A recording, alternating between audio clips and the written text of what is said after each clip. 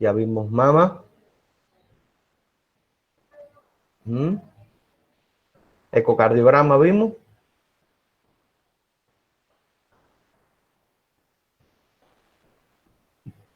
A ver, Lucía, ayúdame con la memoria.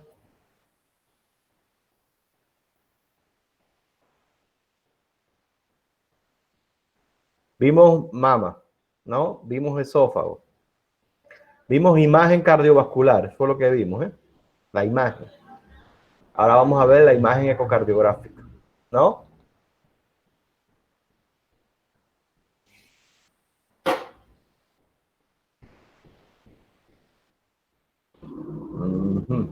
Entonces vamos ahora a compartir pantalla.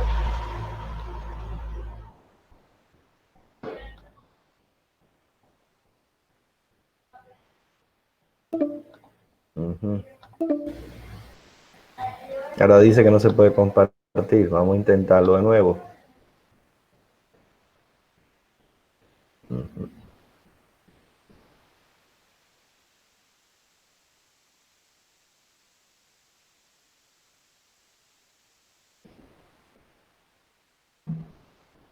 Vamos a ver, momento.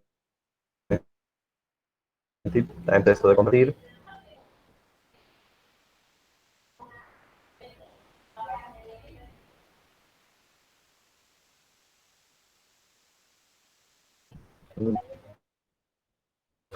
Entonces ya estamos compartiendo. Ya vamos a comenzar esta clase. Entonces, miren, uno de los estudios más importantes para profundizar en la función, en el estudio de la función del corazón es el ecocardiograma. O sea, el ecocardiograma es un estudio mediante el cual se puede evaluar el situs del corazón, o sea, la posición del corazón. O sea, hay personas que nacen con el corazón a la derecha. Se puede evaluar la morfología de las cavidades, de las válvulas. Se puede evaluar la función sistólica del ventrículo de manera global y de manera segmental. Se puede evaluar masas intracavitarias, que pueden ser trombos, pueden ser vegetaciones o pueden ser tumores. Se puede evaluar el pericardio, si hay quistes pericárdicos, si hay derrames pericárdicos. Y se pueden evaluar los flujos intracardíacos y mediante la evaluación de los flujos se pueden evaluar los gradientes de presión. Esto sobre todo mediante el uso del Doppler. Y mediante el uso del Doppler se puede evaluar la función diastólica. ¿Bien? Ahora, el ecocardiograma, tiene ventajas. Inocuo, no es un estudio que es dañino, reproducible, o sea, yo lo puedo reproducir varias veces. Es relativamente económico comparado con otros estudios, aunque no es económico. No es invasivo, es indoloro. Y dicen los románticos de la ecocardiografía que es como ver el corazón sin abrir el tórax. ¿Bien? Ahora, tiene desventaja. Es un estudio operador dependiente. Bien, o sea, no es lo mismo que usted se lo haga un médico, un cardiólogo recién graduado, a que se lo haga uno que no sea cardiólogo, o que se lo haga un cardiólogo, ecocardiografista con maestría en ecocardiograma. Bien. Depende del uso de las ventanas acústicas, que vamos a ver qué es lo que son las ventanas acústicas. Existen biotipos físicos que dificultan el rendimiento en los pacientes portadores de enfermedad pulmonar, en la obesidad, en las mujeres, la presencia de sombras acústicas. Son estudios que dificultan las buenas imágenes. Y eso lo vamos a ver cuando veamos la anatomía. Bien. Ahora, ¿cuándo está indicado realizar un ecocardiograma? Van a ver que en la práctica cardiológica es frecuente el uso del ecocardiograma. Es frecuente. Bien. Por ejemplo, está indicado en el soplo, ante un paciente con soplo y síntomas cardiorrespiratorios. Ante un paciente con soplo y que sea asintomático. Para el diagnóstico, evaluación, seguimiento y reevaluación de una estenosis o regurgitación valvular.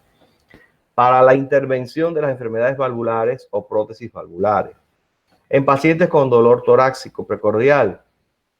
Ante el diagnóstico de un síndrome coronario agudo. En la evaluación del riesgo, pronóstico y evaluación de la terapia de un síndrome coronario agudo. En el diagnóstico y pronóstico de la cardiopatía isquémica crónica. En la evaluación de intervenciones realizadas en pacientes con cardiopatía isquémica crónica. En el estudio de pacientes con disnea, edema o miocardiopatía. En la enfermedad pericárdica. En la presencia de masas o tumores cardíacos. Ante la sospecha de una enfermedad aórtica, en la enfermedad pulmonar, en la hipertensión arterial, en pacientes con eventos neurológicos o otros eventos oclusivos vasculares, y en todo paciente con arritmias o palpitaciones. Como verán, las indicaciones del ecocardiograma son grandes. Previo a la cardioversión, en el estudio de un paciente con síncope, en la evaluación de una posible enfermedad cardíaca de origen genético, en el enfermo crítico, en la UTI, en el lesionado crítico y en el adulto con enfermedad cardíaca congénita que haya llegado hasta esa edad. Bien, entonces como habrán visto, la ecocardiografía se utiliza ampliamente en la práctica clínica, o mejor dicho, debería usarse ampliamente en la práctica clínica.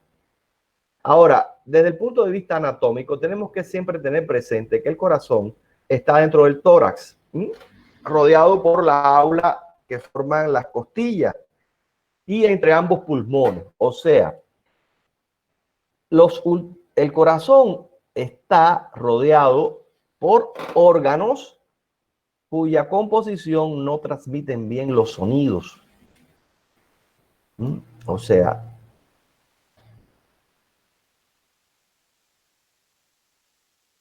el aquí se transmiten muy mal por el tejido pulmonar que es aireado. O sea, ¿qué necesito? ¿Qué necesita el ecografista? Necesita brechas o ventanas anatómicas por donde pasen los haces ultrasónicos hasta el corazón. Y eso es lo que se conoce como ventana acústica. ¿Bien? Bien. Miren, las ventanas acústicas están representadas aquí. Aquí ven colocado el transductor. Aquí está representada la ventana acústica paraesternal. Bien, aquí está representada la ventana acústica apical. Aquí está representada la ventana acústica subesternal o también llamada subcostal.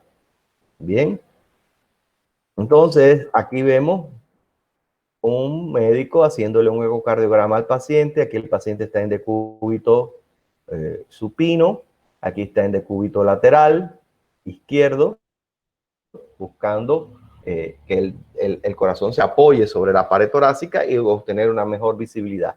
Y aquí viene señalada las áreas del precordio por donde se pueden obtener las vistas.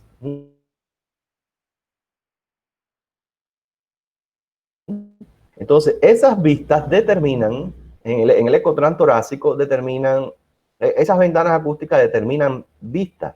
Por ejemplo, las paraesternales determinan el eje largo y el eje corto paraesternal izquierdo. Las vistas apicales determinan las vistas apicales, 2 cámaras, 4 cámaras y 5 cámaras. Y la cifoidea y determina la vista 4 cámaras subcifoidea. Y la vista, existe también una vista supraesternal y una paraesternal derecha, que son menos utilizadas. Bien, entonces, aquí pueden ver Por Dios. Con esto se quiere volverlo.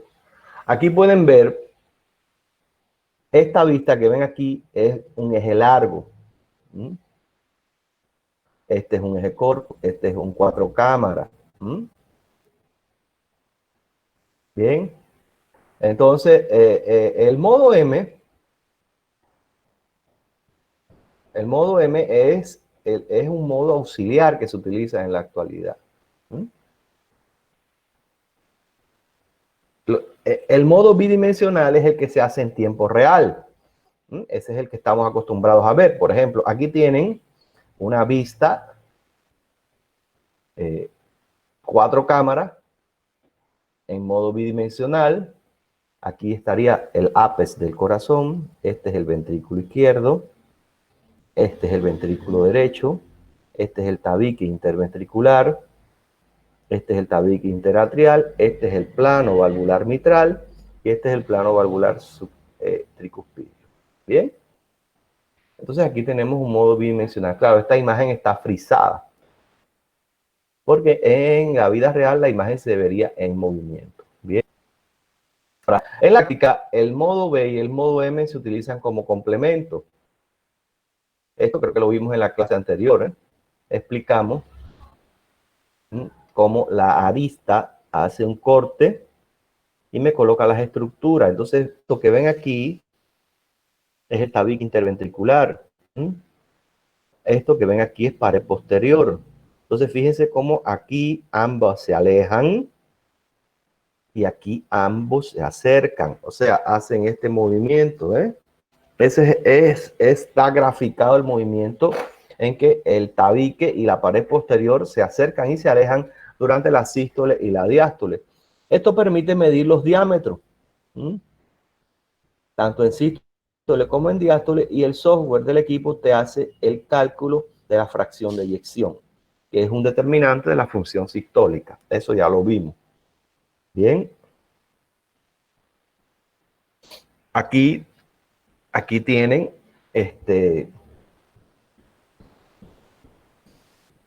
lo mismo, pero en un acercamiento. Miren aquí la arista, estos puntos, hacen el corte. Miren cómo en el momento, al final, en el momento de máxima separación, es el diámetro diastólico del ventrículo izquierdo. Y aquí en el momento en que se acercan es el diámetro sistólico. Aquí mido el grosor del tabique en sístole, en diástole, y aquí lo mido en sístole. ¿Bien? Igual pared posterior. ¿Bien?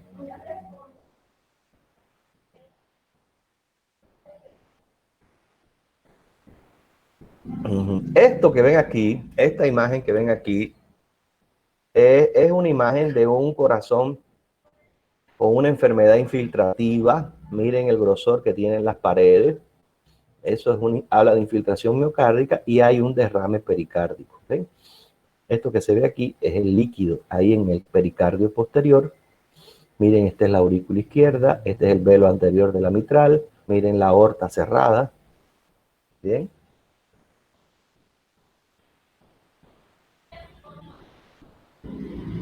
Este es un corte transversal. Aquí como si estuviésemos haciendo rodajas del corazón.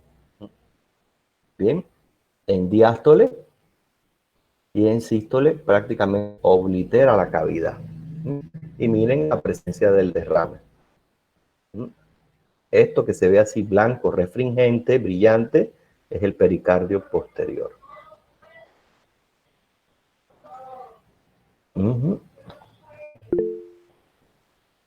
Esto es de un corazón dilatado. Espérate un momento, espera que llegue el Doppler. Todavía estamos viendo estructura solamente. Esto que ven aquí es un corazón dilatado. Fíjense que el diámetro diastólico del ventrículo izquierdo me da 56. Y lo normal es que me dé 58, 54. Y la fracción de eyección me da 25. Y lo normal es de 50 a 55 para arriba. O sea, este es un paciente con dilatación del ventrículo izquierdo y disfunción sistólica severa. Bien. Estas son las vistas apicales. Bien. Ahora, cuando veamos un engrosamiento por hipertrofia de las paredes, hay que pensar en las causas. Puede ser secundaria una cardiopatía intensiva, que es muy frecuente, aorsis aórtica, bien, pero puede ser también debido a una miocardiopatía hipertrófica, que es una de las llamadas miocardiopatías primarias, que tienen mucho vínculo con la genética, o puede ser una enfermedad infiltrativa miocárdica, como por ejemplo la amiloidosis. Bien. Esta imagen está bastante distorsionada porque el zoom me traicionó. Para que ya podían ver el enorme grosor que tiene el tabique interventricular. Pero realmente es una imagen. Esta imagen es ya más clara, donde pueden ver la masa del ventrículo izquierdo infiltrada, engrosada. Esto ya es correspondiente a una miocardiopatía infiltrativa. Bien. Ahora, el derrame pericárdico.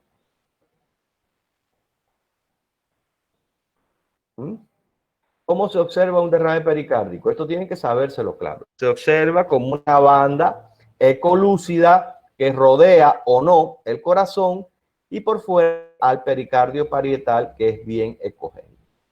Siempre se debe ver el posterior, a no ser que esté tabicado. Bien, entonces miren, esto es el corazón. Esto blanco que ven, ecolúcido o hiperecoico, es el pericardio. Y entre el corazón y el pericardio hay una banda, bien, una banda, disculpe, ecolúcida, discúlpenme, el pericardio es ecogénico o lo que es lo mismo, hiperecoico. Una banda que corresponde al derrame pericárdico. Cuando el derrame es pequeño, es solamente localizado en cardio posterior, porque generalmente el paciente está en decúbito. Bien. A veces hay pacientes que se le describe un derrame laminar y ese derrame no tiene ningún tipo de trascendencia clínica. ¿Ya? ¿Sí? A veces es hallazgo. Bien, miren un gran pericardio. Miren el corazón, miren toda la banda colúcida que lo rodea. Bien. Cuando se hace el estudio, se puede, el ecocardiografista puede pasar las dos cosas. Puede ser que usted esté haciendo un estudio de ecografía abdominal y encuentre así y mire y también haya derrame pericárdico. Y viceversa, puede ser que usted haciendo un ecocardiograma encuentre derrame pericárdico, pero investigue más y se encuentre que hay también derrame pleural. Bien.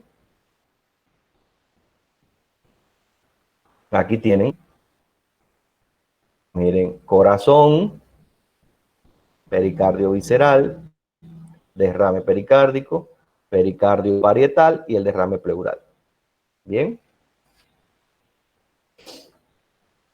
Se puede encontrar en casos de anasarca.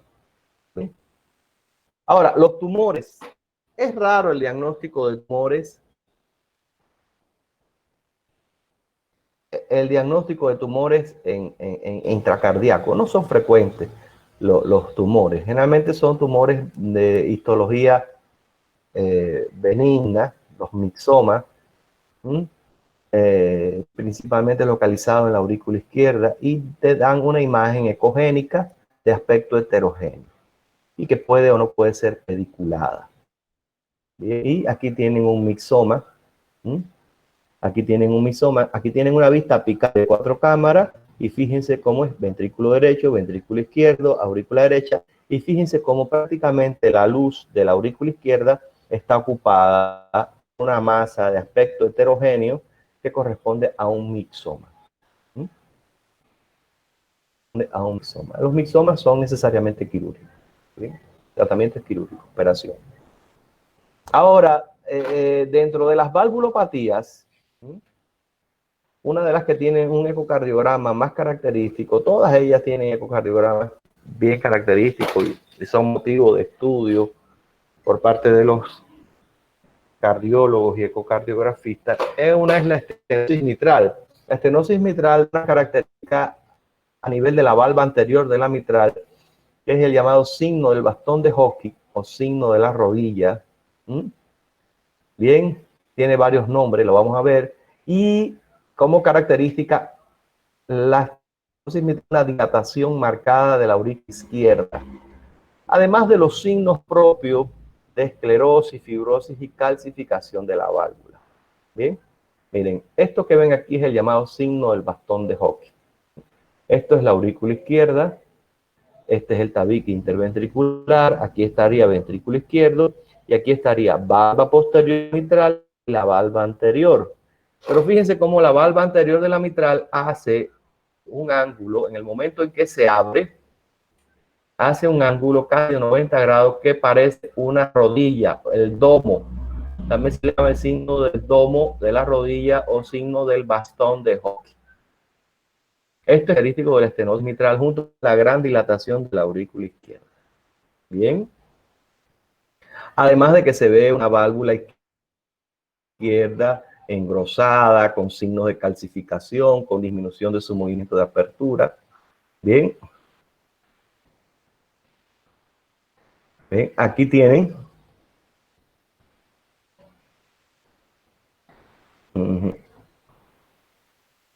Aquí tienen la presencia de un trombo intracavitario. Por ejemplo, este es un ventrículo izquierdo que tiene un ápex aneurismático y en el ápex se ha formado una estructura que es muy peligroso porque se pueden y producir embolismo. Ahora, el Doppler, miren, el Doppler es un principio de la física que es para evaluar las estructuras en movimiento. Y en nuestro cuerpo, ¿qué es lo que se mueve? La sangre.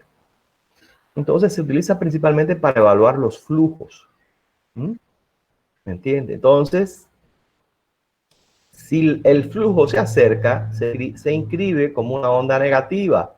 Si se aleja, se inscribe como una negativa. En el Doppler color, si se acerca, se expresa como color rojo. Si se aleja, se expresa como color azul.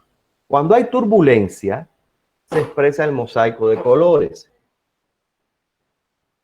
Entonces, miren, aquí pueden ver. Esta es una imagen bidimensional.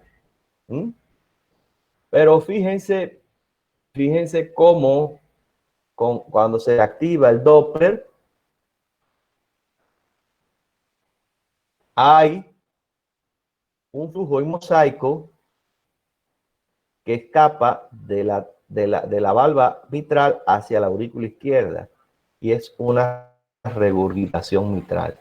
Esto es un ejemplo del Doppler. Bien, un ejemplo del Doppler. Esto es toda una ciencia dentro de la ecocardiografía. Bien, bien. Mediante este Doppler yo puedo dar el grado de regurgitación mitral, si es ligera, moderada, severa. ¿Entiendes? Pero eso ya es profundizando. Esos son los principios del Doppler. Y con esto pues terminamos la parte que tenía que ver con ecocardiogramas. ¿Dudas?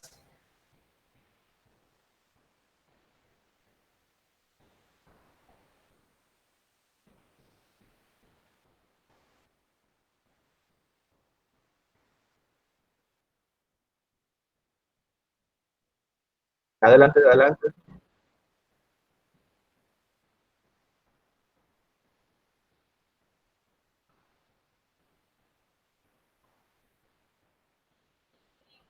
Es con eco, sí, sí.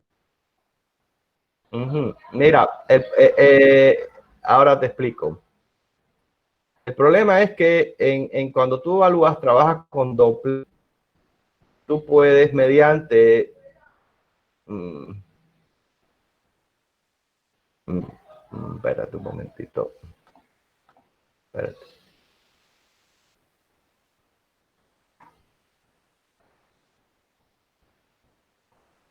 Ahora te voy a explicar.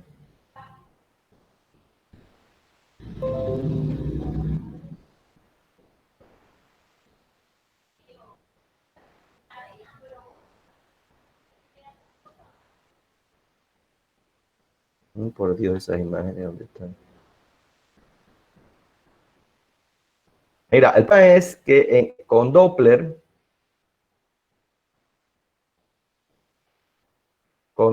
tú evalúas velocidades, ¿ya? Entonces existe una fórmula que se llama ecuación de Bernoulli. La ecuación de Bernoulli te relaciona velocidad.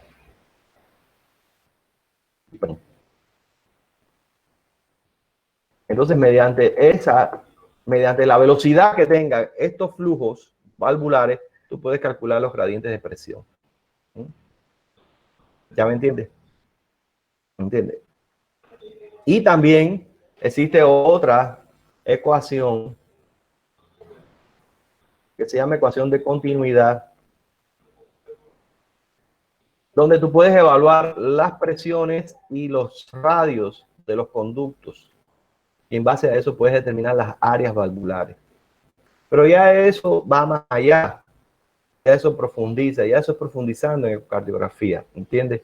Entonces, a usted lo que le interesa es que es un medio diagnóstico que te ayuda a caracterizar. ¿Y por qué es importante tener un gradiente? Porque cuando usted tiene una estenosis mitral, el valor del gradiente te va a decir si es ligera, moderada, a severa, junto con el área valvular mitral. O sea, es uno de los parámetros que se utiliza para la valoración de la severidad de una valvulopatía. ¿Claro?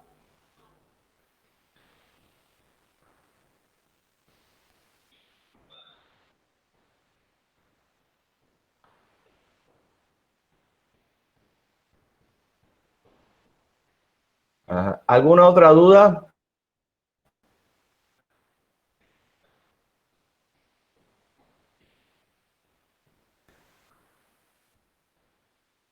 Les quiero decir que la ecocardiografía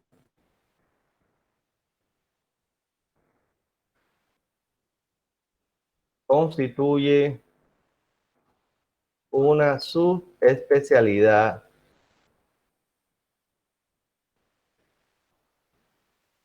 dentro de la cardiología. Bien, porque es bien profunda. Bien, bien. Entonces, no hay duda en ecocardiografía, no hay duda.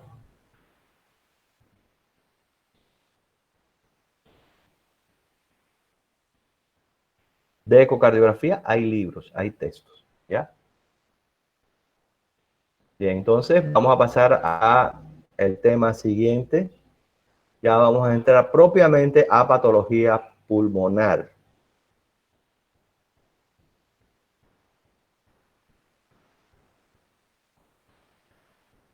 Uh-huh.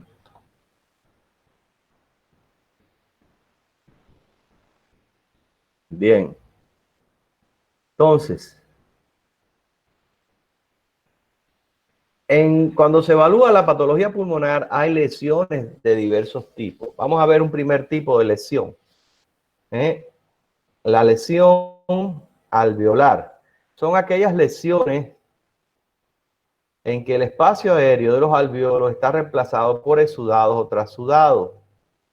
Generalmente tienen márgenes mal definidos, borrosos, que se funden imperceptiblemente con el tejido pulmonar sano que las rodea, excepto cuando llegan a una cisura en la que ofrecen un borde nítido de la lesión. La presencia de exudado en los alveolos produce un contraste importante. A ver, sí, disculpen, es que automáticamente se fue la pantalla. Ya, ahora vamos a compartir. Bueno que me lo recuerden porque a veces ella sola se va.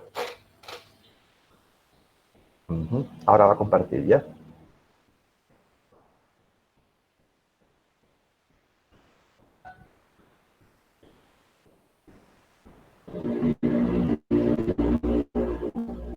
Que demora un poquito y ya comparte.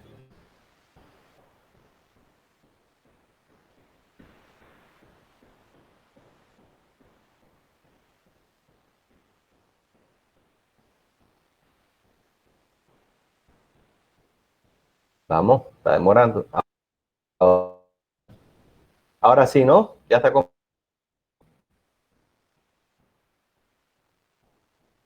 Ya, radiología pulmonar, ¿no?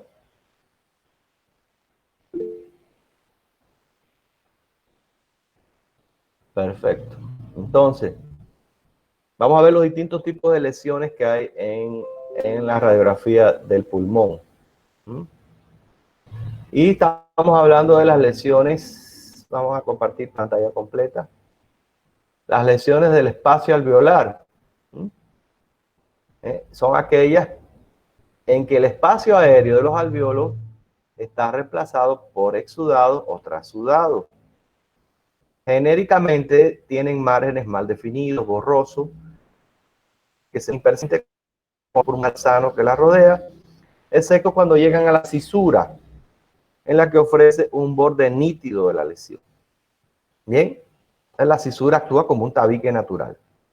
La presencia de exudado en los alveolos produce un contraste importante con los bronquios llenos de aire que son visibles a través de la condensación alveolar, es lo que se llama broncograma aéreo.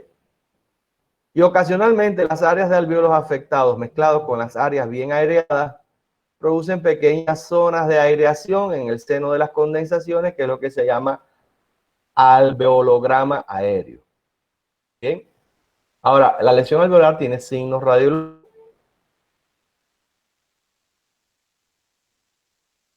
Tiene un aspecto algodonoso, tiene tendencia a coalescer, tiene una distribución lobar o segmentaria, puede tener una distribución en alas de mariposa con desvío lateral, hay broncograma aéreo, puede haber nódulos peribronquiales y puede haber una aparición y desaparición súbita. Bien. Ahora, puede realizar neumonía, infarto, tuberculosis, atelectasia, contusión pulmonar, impacto mucoso.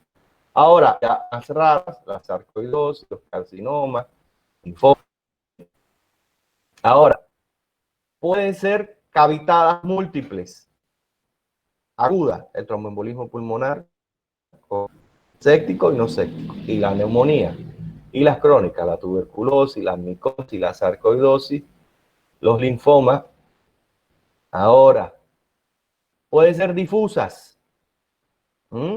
Lesión alveolar difusa. Las más frecuentes, el edema pulmonar, la neumonía atípica o la patología no habitual, el sistema respiratorio del recién nacido y la broncoaspiración. Ahora, poco frecuente en las hemorragias pulmonares, en la aspergiliosis y en los infiltrados leucémicos. Ahora, edema pulmonar, que es la extravasación anormal de líquido al tejido pulmonar y que da un trasudado. Frecuente, el edema pulmonar agónico, el cardíaco, cerebral, drogas, hiperhidratación, embolismo graso, gases tóxicos, en la uremia, en el trauma torácico. Y aquí tienen otras causas raras. Ahora, aquí, esta es una pregunta interesante, que incluso preguntan a los residentes. Causa de edema pulmonar sin cardiomegalia.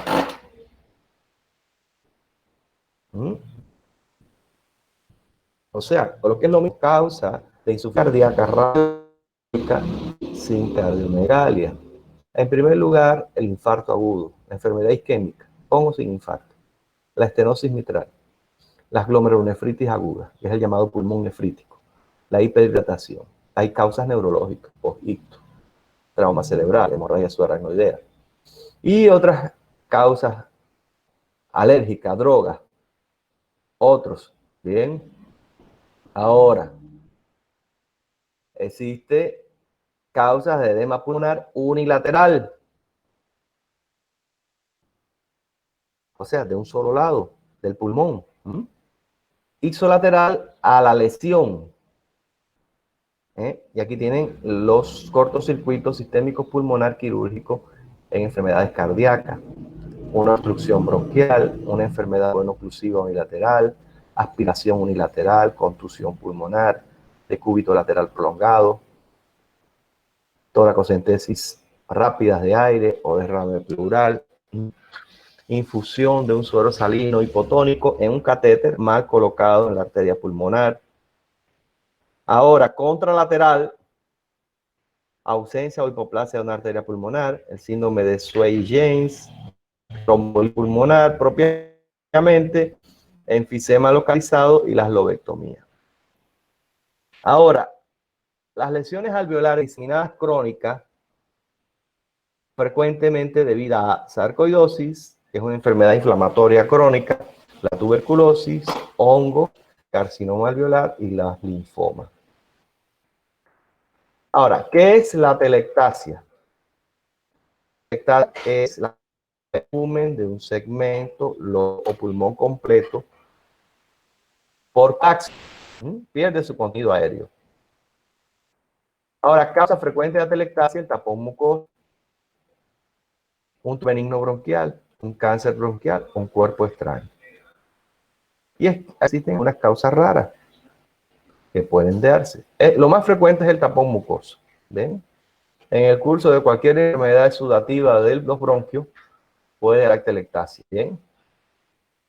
Ahora, signos directos de colapso: desplazamiento y fisura, pérdida de la aireación, o sea, se opacifica un lóbulo afectado, y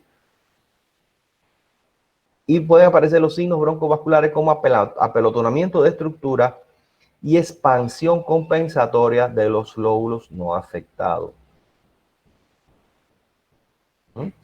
Puede haber signos indirectos de atelectasia: elevación del diafragma, desviación de la tráquea, desplazamiento cardíaco, estrechamiento del espacio intercostal, desplazamiento del ilio, enfisema compensador.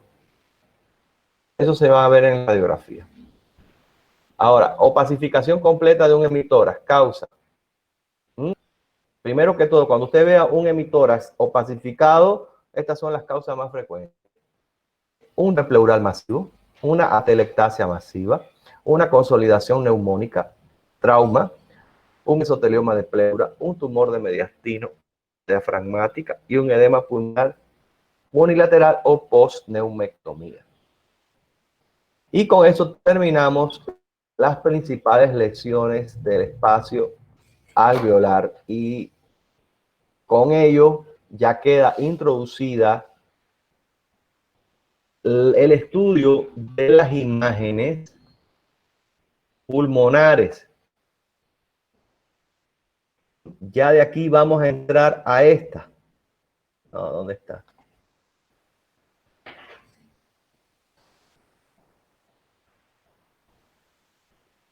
Ya de aquí ahora.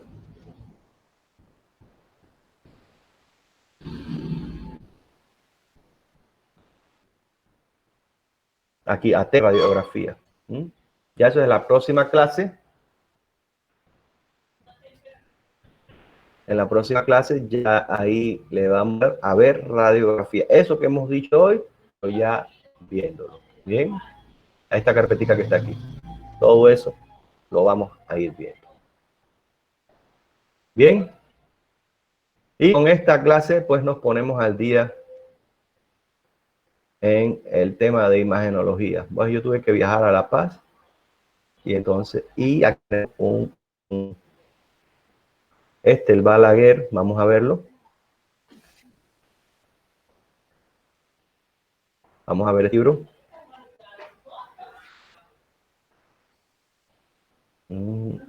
Vamos a ampliarlo. Bien. ¿Por qué no me lo acepta ampliar? Entonces, esto es importante. La sistemática de la lectura. Primero, valorar la calidad de la técnica, una radiografía de tórax, partes blandas, partes óseas, silueta cardiomediastínica y hilios pulmonares. Luego, diafragma, senos costofrénicos, el parénquima pulmonar, si hay artefactos, sondas y la valoración global. Bien, eso, fíjense que esto es un material de España y esto pues no varía. Entonces, aquí les hablan de las proyecciones de una radiografía de tórax especial. Estas son las vistas especiales. Aparte de la radiografía de tórax posterior anterior y de la lateral, existen unas vistas especiales. Esta hiperlórdica, que es la que también se llama vista a picograma, que es para mejor valoración de los vértices. Esta es la que se indica cuando se sospecha una tuberculosis del vértice pulmonar o un tumor del vértice. La posterior anterior con Valsalva. Bien, es para diagnóstico diferencial de los ensanchamientos superior. En expiración. O sea, normalmente una radiografía de tórax se realiza en inspiración, pero esta la mando a hacer en expiración. Es cuando sospecho que hay un neumotórax pequeño, difícil de detectar. O en los cuerpos extraños intrabronquiales en niños. Y las radiografías en decúbito lateral, derecho o izquierdo, cuando sospecho un derrame pleural para ver el movimiento que haga el líquido. Bien, aquí tienen una vista posterior anterior y aquí tienen una vista lateral. ¿Ven? ¿Ven?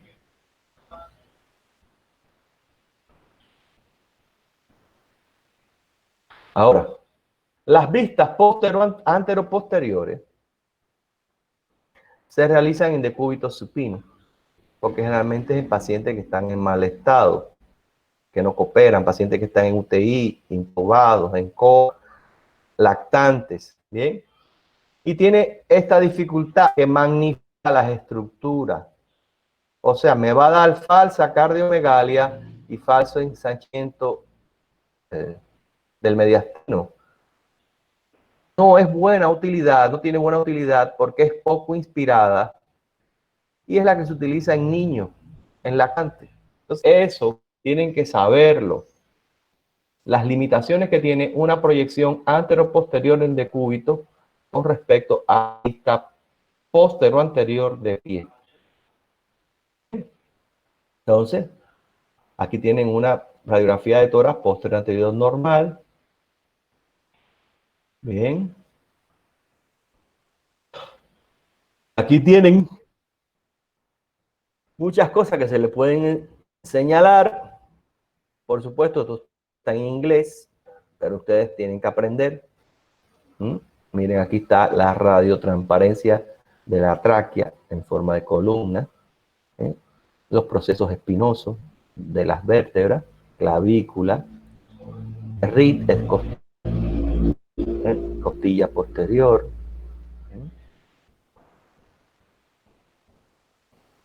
Esto, right ilion derecho, ilion is left in right ilion. ¿Bien? Atrium derecho, ventrículo izquierdo, ángulo cardiofrénico, ángulo costofrénico derecho, costofrénico izquierdo, cámara gástrica, diafragma izquierdo y diafragma derecho. ¿Ya? En sentido general no es. Breast es tejido mamario, breast es mama, ¿ya? Arco aórtico, o sea, ahí tienen para que se diviertan en inglés. Esta es una vista lateral. Miren el área cardíaca y el área que dibuja el arco aórtico. Bien. Esto es ya segmentación pulmonar. Bien. Entonces,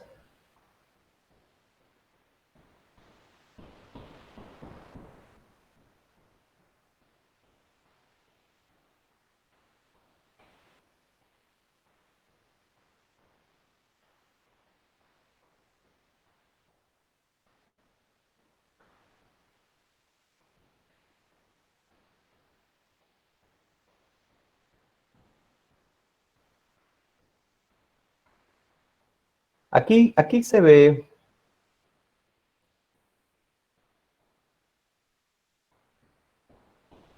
ve un signo de una lesión radiopaca hacia el pulmón.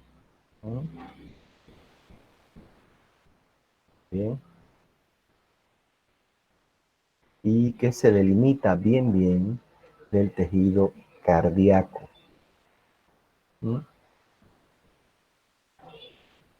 Está bien delimitado.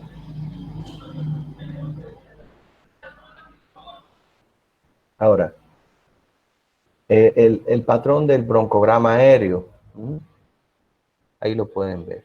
En medio de la radiopacidad se dibujan los bronquios aireados. Bien. Aquí tienen, cuando el aire se sustituye por pus, es neumonía. Cuando se sustituye por sangre, es hemotórax. Cuando se sustituye por agua, es edema de pulmón. Y cuando se sustituye por células, son en las neoplasias. Y entonces da la consolidación. Una consolidación inflamatoria, una consolidación tumoral. ¿Bien?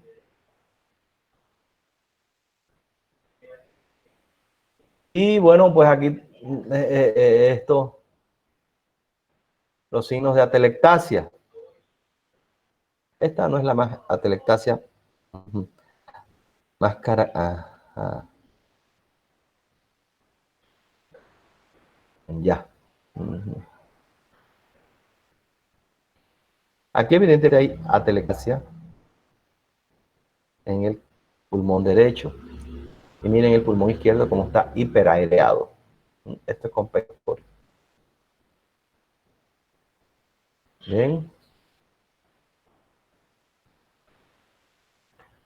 Este es un derrame pleural que se manifiesta por una radiopacidad hacia la base del pulmón derecho. Y miren, aquí acostamos al paciente en decúbito lateral derecho y miren cómo el líquido se desplaza hacia la periferia del pulmón. Bien. Bien. Estas son las vistas llamadas en decúbitos lateral. Bueno, el neumotórax, miren, normalmente en el campo pulmonar se debe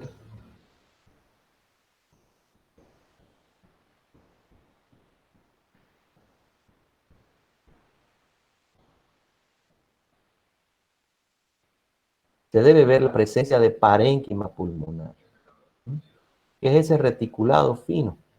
Ahora bien, cuando el pulmón colapsa, cuando hay aire en la cavidad pleural, se va a ver una imagen como una radiotransparencia periférica con ausencia de parénquima pulmonar. Y si nos ponemos a mirar, miren, el borde del pulmón estaría así. Ese es el borde del pulmón. Esto está ocupado por aire. Déjenme ver si hay otra imagen. Miren aquí. Miren aquí. Evidentemente, este pulmón está colapsado y todo esto que hay aquí es aire. Es aire. Bien. Y hay signos de neumomediastino. Y fíjense un poquito más, da la idea de que el corazón y el mediastino están desplazados hacia la derecha, y es porque es un neumotórax a tensión que puede desplazar las estructuras del mediastino.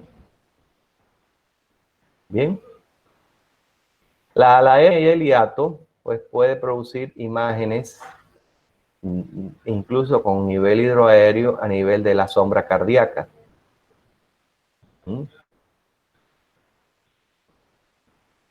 Pues aquí a nivel de la sombra cardíaca y es la hernia del hiatus. Bien. Y habíamos visto ese cardiotorácico sobre C, ¿no? Y lo normal es que el índice cardiotorácico esté por debajo de 0.5. Aquí evidentemente hay una cardiomegalia. Bien. Bien. Entonces, miren, esto es lo que más se ve en la insuficiencia cardíaca. Está en inglés, no. Lo que más se ve en la insuficiencia cardíaca es el engrosamiento de los bronquios, y la cefalización de los vasos. ¿Mm? ¿Eh? Esto es lo que se llama congestión vascular ileal, ¿eh? Y las famosas líneas P de Kerr. Esto lo vamos a ver cuando veamos insuficiencia cardíaca. ¿Ven? Las masas pulmonares se tiene que ver si que son de densidad homogénea, de bordes nítidos, observar qué relación tienen con la pared, si son métricas o asimétricas, si son únicas o múltiples. Bien. Y aquí evidentemente hay una masa intrapulmonar. Bien. Aquí hay una masa bien relacionada con la pared y evidentemente forma parte de una masa pleural.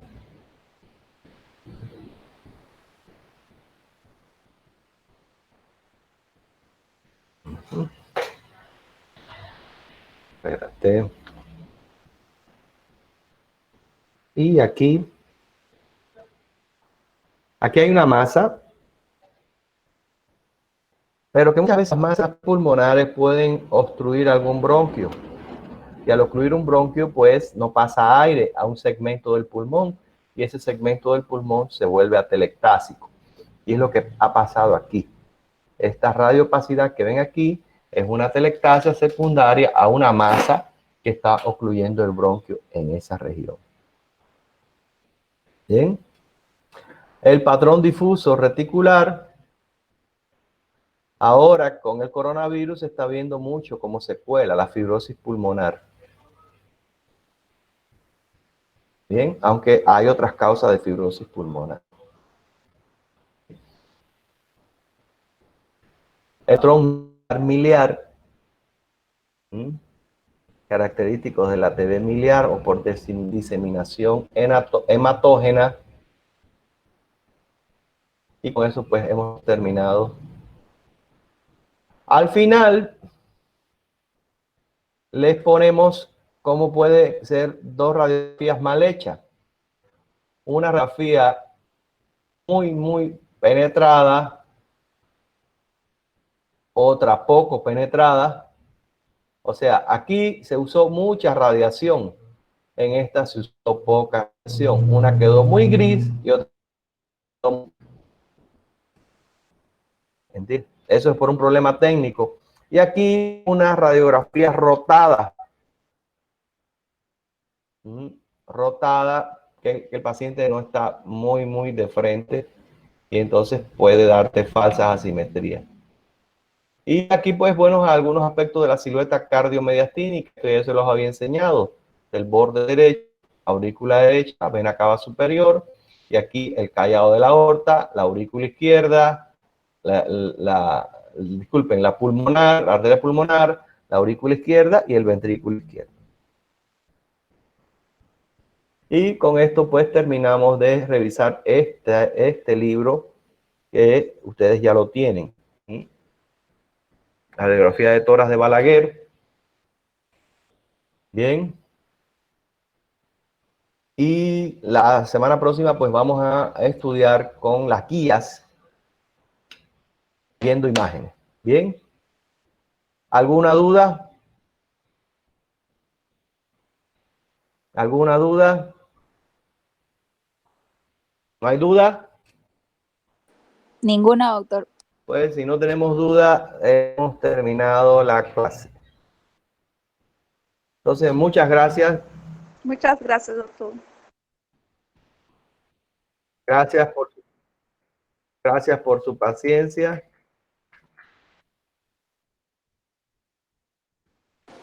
Gracias a usted, Y doctor. feliz sábado. Buenas tardes.